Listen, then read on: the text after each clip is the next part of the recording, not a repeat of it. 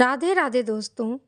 आज आपके सामने लेकर आई हूँ सुनाने मणिपुर की एक लोक कथा। इसमें पर्यावरण संरक्षण और जनता से राजा के प्रेम की भावना प्रकट की गई है। कथा का नाम है कौन बनेगा निंगथौ यानी राजा। तो चलिए शुरू करते हैं। बहुत बहुत पहले की बात है। मणिपुर के कांगलीपाक राज्य में एक निंगथौ और एक लेइमा राजा और रानी रहते थे। सब उन्हें बहुत प्यार करते थे। निंगथौ और लेइमा अपने मियम यानी प्रजा का बड़ा ख्याल रखते थे। हमारे मियम सुखी रहे, वे कहते। कांगलीपाक में शांति हो। वहाँ के पशु पक्षी भी अपने राजा रानी को बहुत चाहते थे। निंगथौ और लेइमा हमेशा कहते, कांगलीपाक में सभी को खुश रहना चाहिए, सिर्फ मनुष्यों को नहीं, पक्षियों, जानवरों और पेड़ पौधों को भी। निंगथौ और लेइमा के बच्चे नहीं थे। लोगों की एक ही प्रार्थना थी, हमारे निंगथौ और लेइमा का एक पुत्र हो। हमें अपना तुंगी निंगथौ मिल जाए, हमारा युवराज। फिर एक दिन लेइमा ने एक पुत्र यानी मौचा नीपा को जन्म दिया। लोग बहुत खुश थे। सब अपने युवराज को देखने आए। बच्चे का सिर चूमकर उन्होंने कहा, कितना सुंदर बेटा है, कितना सुंदर बेटा है। राज्य में धूम मच गई। लोग ढोलों की ताल पर नाच उठे, बांसुरी पर मीठी धुनें छिड़ी। उस वक्त उन्हें पता नहीं था कि अगले साल भी उसी तरह जश्न मनाया जाएगा और उसके अगले साल फिर। हाँ, निंगथौ और लेइमा का एक और बेटा हुआ, फिर एक और। अब उनके प्रिय राजा रानी के 3 बेटे थे, साना जाऊबा, सानाएमा और साना तोम्बा। 12 साल बाद उनकी एक पुत्री हुई, उसका नाम साना तोम्बी रखा गया। बड़ी प्यारी थी वह, कोमल दिल वाली। सभी उसे बहुत चाहते थे। कई साल बीत गए, बच्चे जवान हुए। एक दिन निंगथौ ने मंत्रियों को बुलाकर कहा, अब वक्त आ गया है, हमें घोषणा करनी होगी कि कौन तुम्हारा युवराज बनेगा। तुम्हारा तुंगी निंगथौ। इतनी जल्दी क्यों? आश्चर्य से मंत्रियों ने एक दूसरे से पूछा।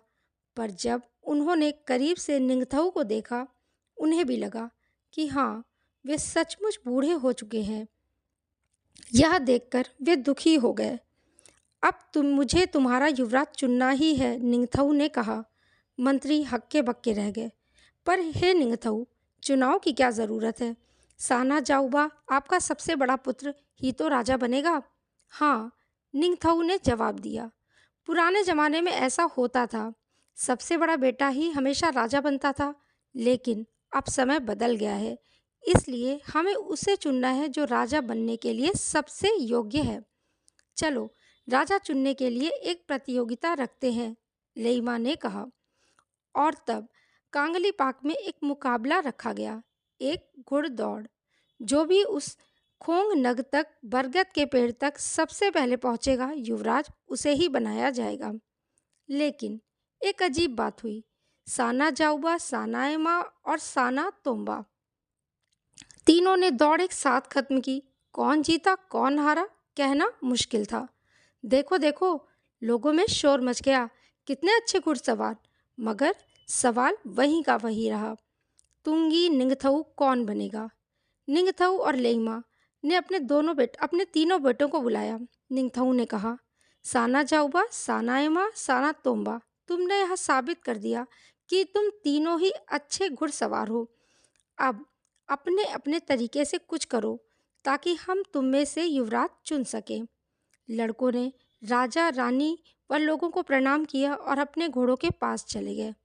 एक दूसरे को देखकर वे मुस्कुराए, मगर मन ही मन तीनों यही सोच रहे थे कि क्या खास किया जाए। अचानक हाथ में बर्छा लिए साना जाऊबा अपने घोड़े पर सवार हो गया। उसने चारों तरफ देखा, लोगों में सन्नाटा सा छा गया। साना जाऊबा सबसे बड़ा राजकुमार, अब क्या कर दिखाएगा, उन्होंने सोचा।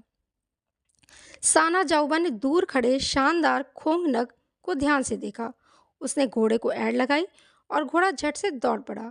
वह तेज और तेज पेड़ की ओर बढ़ा। शाबाश शाबाश, सब चिल्लाए, थाउरो थाउरो, और फिर एकदम शांत हो गए। साना जाऊबा धड़धड़ाता हुआ खोंग नग के पास पहुंचा। इससे पहले कि कोई कुछ समझ पाता, वह पेड़ को भेद कर घोड़े समेत उसके अंदर से निकल गया। थाउरो लोगों ने फिर चिल्लाया। अब दूसरे राजकुमार सानाएमा की बारी थी। वह भला क्या करेगा? सानाएमा ने खोंगनक को गौर से देखा। फिर उसने भी घोड़ा दौड़ाया, बहुत तेज, सांस थामे सब चुपचाप देख रहे थे। पेड़ के नजदीक आकर उसने घोड़े को कूदने के लिए एड़ लगाई। दोनों ऊपर कूदे, इतने ऊंचे कि एक अद्भुत छलांग में वे उस विशाल वृक्ष को पार कर दूसरी ओर पहुंच गए। देखने वाले दंग रह गए। कमाल है, वे चिल्लाए। और अब बारी थी छोटे राजकुमार साना तोम्बा की। उसने भी खोंगनक की ओर घोड़ा दौड़ाया और पलक झपकते ही उसे जड़ से उखाड़ डाला। बड़ी शान से फिर उसने पेड़ को उठाया और निंगथऊ और लेइमा के सामने जाकर रख दिया। बाप रे, कितना हंगामा मच गया! थाउरो, शाबाश शाबाश की आवाज़ें पास के पहाड़ों से गूंज उठी। अब आप ही बताओ तुंगी निंगथऊ किससे बनना चाहिए? साना जाऊबा, साना एमा, साना तोम्बा? पेड़ को भेद कर कूदने वाला, पेड़ के ऊपर से छलांग लगाने वाला, या फिर पेड़ को उखाड़ने वाला? ज़्यादातर लोग साना तोम्बा को चाहते थे। क्या वह सबसे बलवान नहीं था? उसी ने तो इतने बड़े खोंगनक को आसानी से उठा लिया था। लोग बेचैन होने लगे। निंगथऊ और लेइमा अपना फैसला सुनाने में इतनी देर क्यों लगा रहे थे? वे क्या कर रहे थे? निंगथऊ और लेइमा साना तोम्बी को देख रहे थे। 5 साल की उनकी बेटी उदास और अकेली खड़ी थी। वह जमीन पर पड़े खोंगनक को देख रही थी। पेड़ के आसपास पक्षी फड़फड़ा रहे थे। घबराए हुए वे अपने घोंसले ढूंढ रहे थे। साना तोम्बी खोंगनक के पास गई। खोंगनक मर गया, वह धीरे से बोली। उसे बर्छे से चोट लगी और अब वह मर गया। सन्नाटा छा गया। लेइमा ने साना तोम्बी के पास जाकर उसे बाहों में भर लिया। फिर कहा, निंगथऊ वही है जो देखे कि राज्य में सब खुश हैं। निंगथऊ वही है जो राज्य में किसी को नुकसान ना पहुंचाए। सब चौकन्ने होकर सुन रहे थे।